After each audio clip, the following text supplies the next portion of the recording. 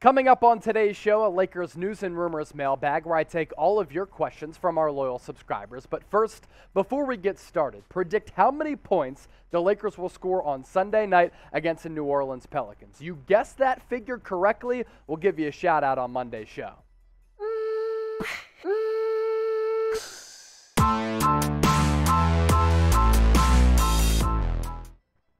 Welcome in to the Lakers Report by Chat Sports. I'm your host, Chase Senior. Hope all of Laker Nation had a phenomenal and jam-packed weekend. Coming your way on today's show, a Lakers mailbag. And if you have a question that you want me to answer on a future show, make sure you subscribe, but also use the hashtag Lakers in the comment section. The first question coming in, from Blaze Lang. Hopefully I pronounced that correctly. How will the Lakers move forward with their current roster after not making any changes during the deadline and with Anthony Davis hurt?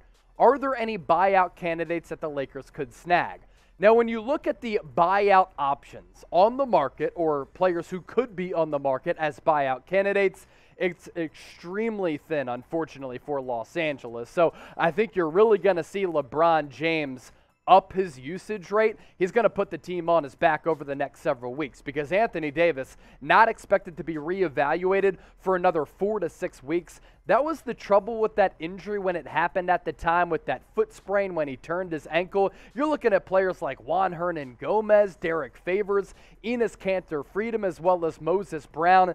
These aren't options that are going to move the needle for the Los Angeles Lakers because the buyout market is very thin on that front. So that was part of the problem with the Anthony Davis injury. Of course, he's a unicorn, one-of-one type of player who is so insanely gifted, but also it happened at an inopportune time. When it did. You didn't make a move at the NBA trade deadline. There aren't free agents available. DeMarcus Cousins got scooped up by the Denver Nuggets as he continues to play in Denver. And then the buyout bigs, there aren't any that really do much for you if you're Los Angeles. Now, you look at the Lakers roster right now and where they stand in the West. I want to ask you this question. Can the Lakers make a deep playoff run? Because I'm of the belief that when you have LeBron James and a healthy Anthony Davis, you're a team in the West that no team wants to face. So I do think that I can envision the Lakers making a run, but up to this point, it hasn't been pretty. But type Y for yes, type N for no, sound off, and let me know what you think in the comment section. Marquise Robertson, one of our loyal subscribers here on the channel, do you see the Lakers getting rid of Russell Westbrook and then they go after SGA? Look, the Oklahoma City Thunder are not going to take back Russell Westbrook and his salary and declining game and trade away one of the best young players in the NBA. I mean, ideally, if you're Los Angeles, yeah, you find a way to get SGA, who is a phenomenal playmaker and has really turned heads and exceeded expectations since being taken out of Kentucky. Career stats with the Thunder are great. 150 games played. He's been injured a little bit this year. 21.5 points per game, 5+ boards, 4.5 assists per night, and he shot 46.5% from the floor. And the three-point numbers and the three-point stroke have continued to improve as well. An SGA trade to Los Angeles would be incredible. It's just not likely. It's not going to happen. That was part of the problem bringing in Russell Westbrook.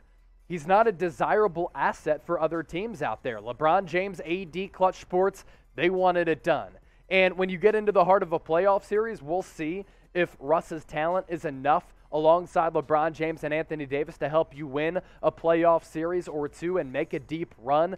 But declining player who his style hasn't translated to wins. He plays a reckless style of basketball, and his salary, considering the age and declining play, one of the worst in the NBA, and that's why you can't really bring in some young, good assets out there on the market. Speaking of being on the market, this Lakers hoodie is right now. And right now, if you use our link, chatsports.com/Laker hoodie, you can get 25% off. I'm going to put that link in the comment section as well as the description of this video. The Lakers, they're having a down year, but you always want to support your squad and your colors. So do that right now by copping this hoodie at chatsports.com/Laker hoodie. The sizes are running out very quickly because these things have been going off the shelves. Again, I'll put that link in the comment section as well as the description. William Bruce with this question. Should the Lakers go back to Dwight Howard and DeAndre Jordan in the middle, at least part-time? With Anthony and Davis out, you are down to James, Ariza, THT, and question mark. Running out of bigs, play them. Now, Carmelo Anthony played the other night, and I thought, he played okay for the Lakers. Do you want to go back to Dwight Howard and DeAndre Jordan? If anything, it's Dwight. The first quarter he had the other night, he was really good against the Clippers. And in that game, 26 minutes played, 14 points, 16 boards, and 3 blocks. I've always said this about Dwight Howard, and last year that was the case. 2020 in the bubble season, it was the case too. He can still give you good minutes off the bench. Should he play 20, 25 minutes per night, every single night? No.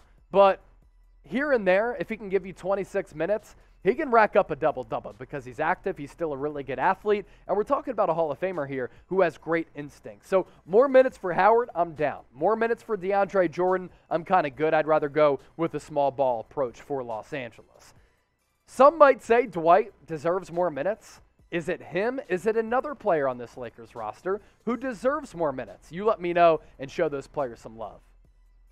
Daryl Haynes, can the Lakers trade Frank Vogel? Technically, you can trade coaches in professional sports. I think either way, no matter what happens this year. If the Lakers make a run, if they don't, Frank Vogel is going to be made the scapegoat, and Frank Vogel is going to be fired. I don't think he's going to be here next year just because of how the relationship has really developed, or the lack thereof of the developmental aspect of the relationship between him and the front office. We know that when you bring in LeBron James, it's sometimes only a matter of time before a coach gets fired. I mean, David Blatt was like 31-10, first place in the East when he was get fired. Something along those lines. Like, he got fired when the Cavs were the number 1 team in the East.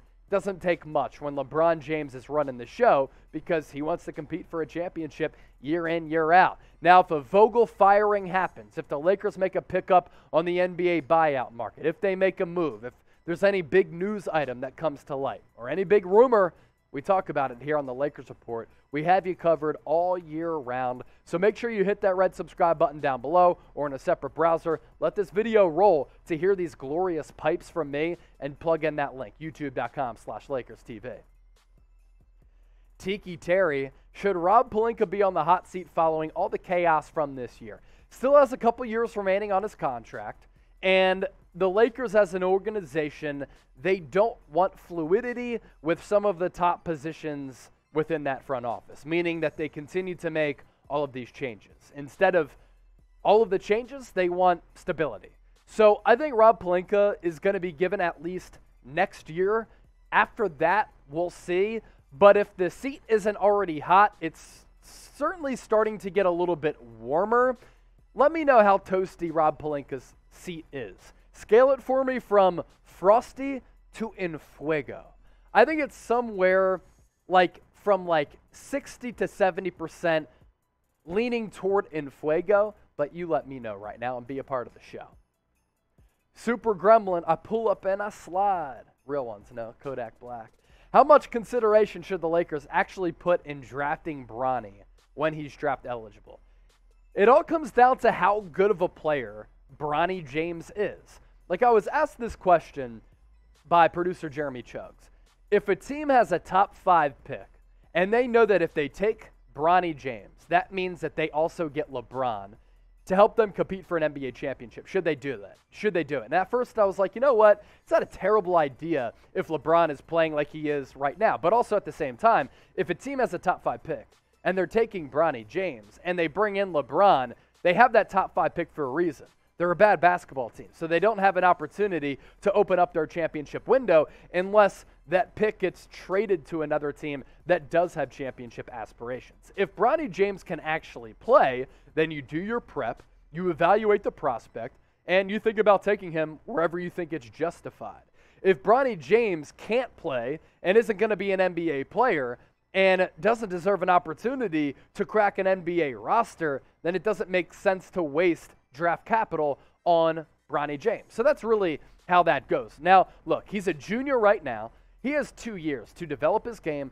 He could hit some crazy growth spurt where he goes from 6'4" to 6'7", 6'8", and then he's looked at completely in a different realm of basketball prospects. So there's so much that can happen when you're a teenager. It's called puberty. If you have a Lakers question that you want us to answer on a future mailbag, you have to subscribe to the channel. If you want to talk about puberty, we can do that as well. Jokes. Actually, maybe not. Use the hashtag Lakers. Subscribe to the channel. We appreciate you for making the Lakers Report a part of your day. I hit puberty a long time ago. Even though I have a baby face, I'm 30 years old. I look 25. I feel it as well. We can talk about life on the Lakers Report as well. Just make sure you subscribe to the channel. And thanks so much for watching today's show.